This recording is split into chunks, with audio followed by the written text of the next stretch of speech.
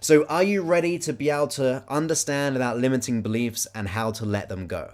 So the first thing we want to do is really consider what the beliefs are about and how they're actually holding us back. So here's the thing. Many people try to change their environment. Okay, so let me put it really clearly for you. If you blush, or if you have anxiety, or if you have depression, you will try to change your environment. You'll try to escape the thing that you're fearful of, anxious of, going into public speaking situations, you name it. You will try to move yourself out of the environment which is giving you stress. That is the number one thing we usually do. I know I did it when I was younger. I did whatever I could to get out of situations which I did not think I could cope with. The things I felt fear from, stress, worry, doubts, whatever it is, we just instinctively try to move ourselves from that environment. Now, you probably know this. Changing your environment will not change your happiness and will absolutely not give you more freedom. In fact, you're losing your freedom because you're limiting your environment. You're saying, well, I can't go in this situation because I experienced these symptoms in that situation. So the first thing we do is try to change our environment, but it never works. It never gives us emotional freedom or to do what we really want. And it does give us a sense of ease at first because you're out of the situation, but I don't want you to just have to keep on moving from one situation to another because of what we're experiencing, or you could say what we're reacting to when it comes to our environment. We should be able to react in a resourceful way. Everything I do is about getting you, your mind, your body in the right state to be able to react in any situation far more comfortably. That is our plan in everything that I do. So, well, one thing we do is we try to change the environment. I always like the quote, it's like trying to comb your hair by combing the mirror.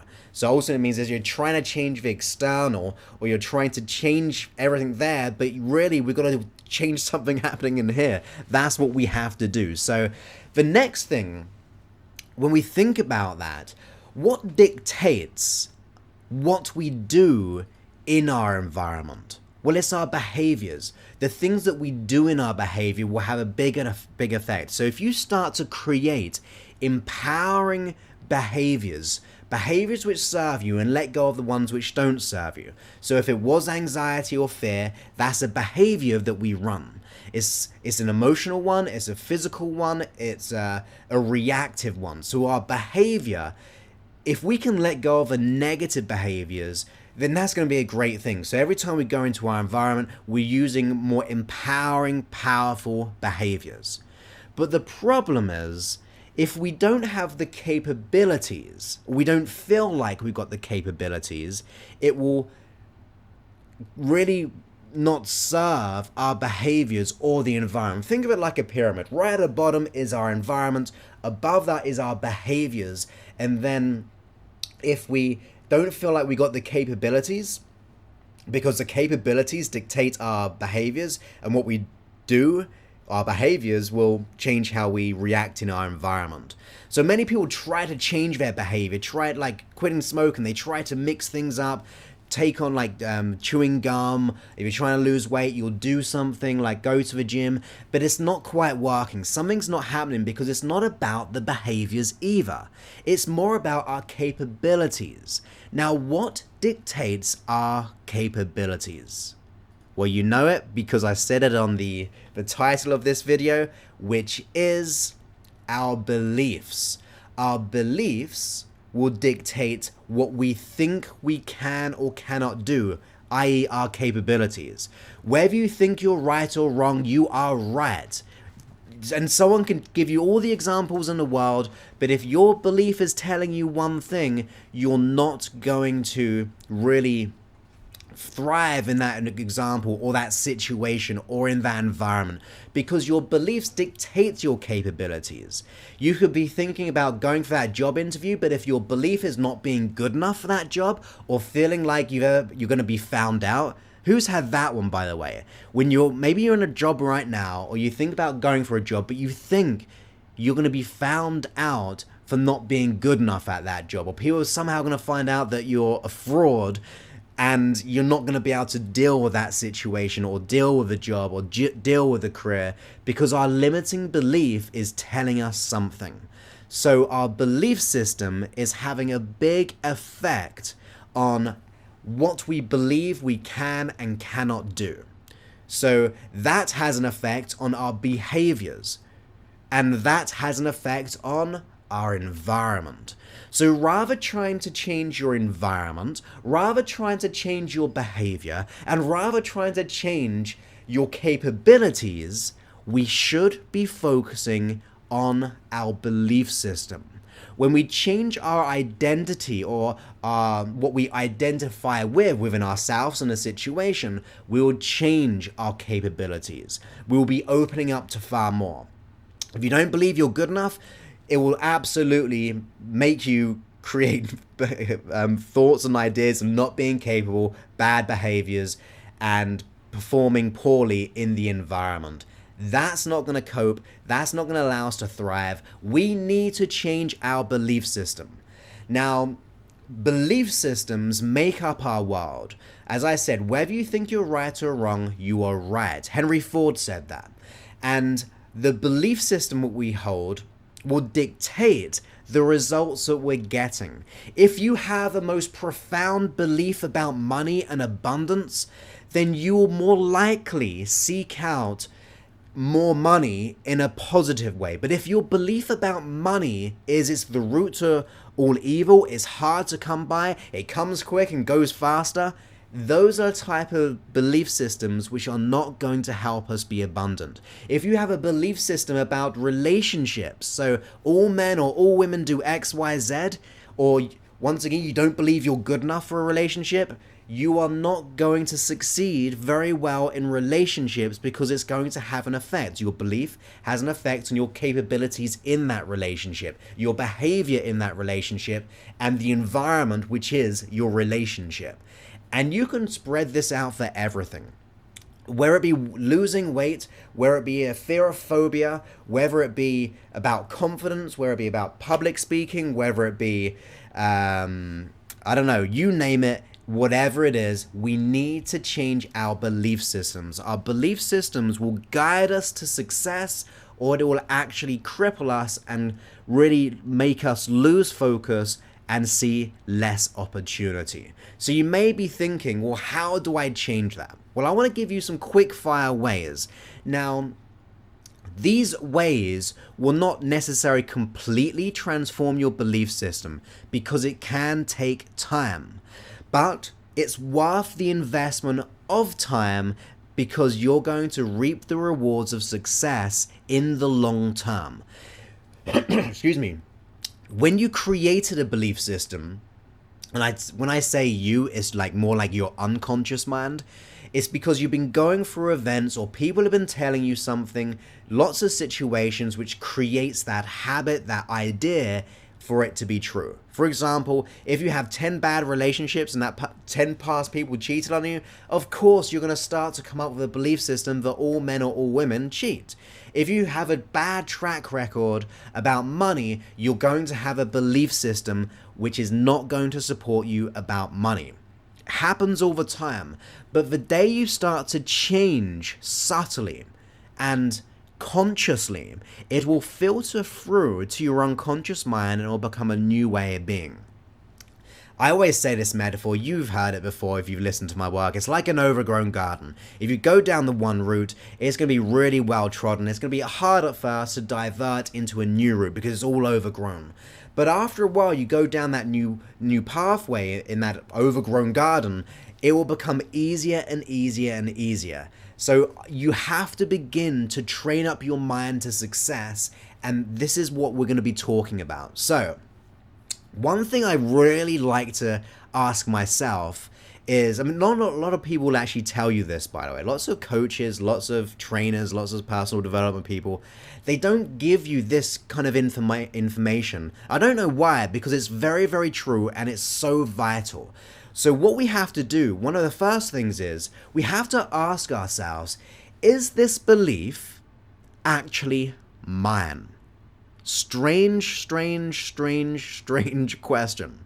But think about it. Is this belief actually yours? Now, this belief that you may have taken on could be because your parents may have had that belief. If they had a poor track record of money, the chances are you see them in your environment, you see them with their beliefs and behaviors and capabilities and their environment of poor money, you will begin to think that is true. But is it a reality? Absolutely not. Because there are people out there who are very good at money, who are very abundant and just attract it, and we think, wow, they're so lucky. It's not that they're lucky, it's about training up the mind and acting upon it with conviction. So we have to ask ourselves, is the belief that we have about ourselves or about that situation, where it be interviews and all the things I've mentioned, is it actually mine? Is it something that was spoken to me for a period of time and then I took it on? Is it because it was in my awareness most of my life that I took it on? We have to really ask ourselves. I mean, lots of people have weight issues, and those weight issues may not be yours, but it could be generations old.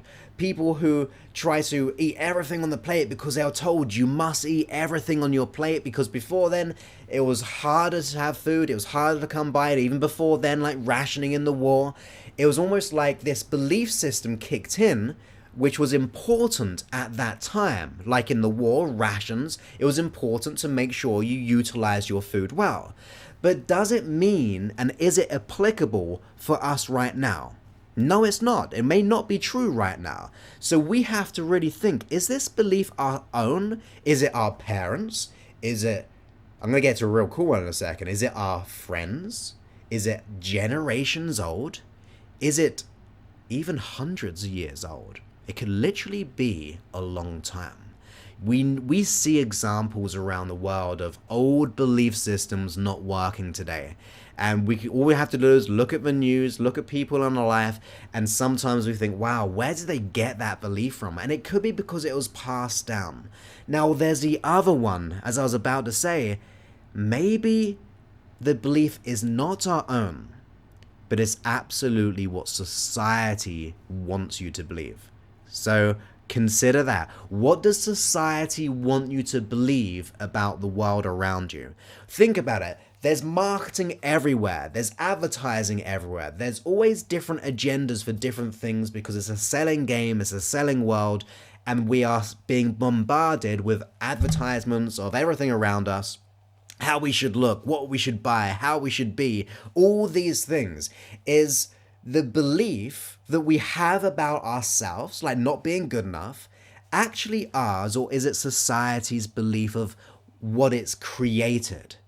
Now, when we think about that question, is a belief actually ours or someone else's that we've taken on through watching the world around us or experiencing the world around us? The nature of understanding and getting clear on that will begin to shift your perception. And I'll tell you why. Because if you have a limiting belief for a long time, it becomes your identity. It becomes your identity as to why you are like you are and who you are as a person. But when we begin to wake up and ask ourselves the question, is this belief mine or someone else's? It will begin to create that 1-2 degree shift, which will make you think differently. It will cause you to really get conscious of what's happening into the world. When we do that, that belief, although still there, will not hold as much water. It's almost like we're just loosening up that model, that belief of the world around you and of yourself so much that it doesn't hold tight anymore. It's less strong as it was before. So that's the first thing we have to ask ourselves. Is the belief our own or someone else's? Then we have to ask ourselves, was this belief created at a time of our life when we needed that belief. So let me get clear on that.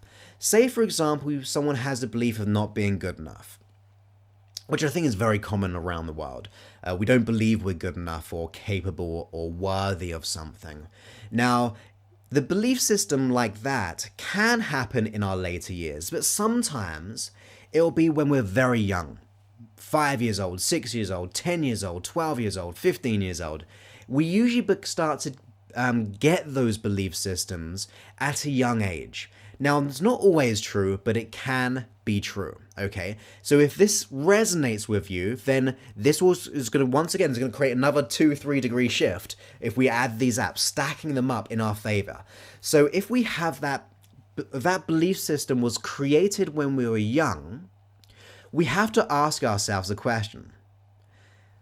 Based on the resources I had back then, I created that belief system because of that. I did not know it better.